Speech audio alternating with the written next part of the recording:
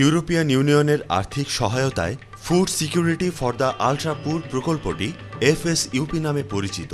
প্রকল্পটি 2009 সালে শুরু হয়ে 2013 সাল পর্যন্ত চলবে।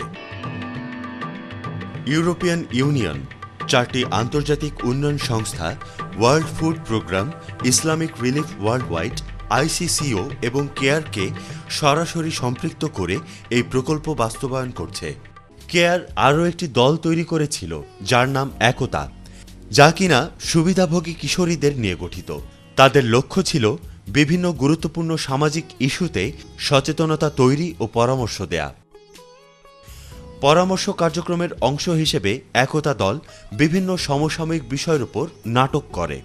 নাটকে তারা বাল্যবিবাহ বন্ধ করা, যৌতুক প্রথা বন্ধ করা, স্বাস্থ্যসম্মত টয়লেট ব্যবহার, পুষ্টিমান উন্নয়ন, মাদক থেকে দূরে থাকা এবং মানব পাচারের কুফলসমূহ তুলে ধরে।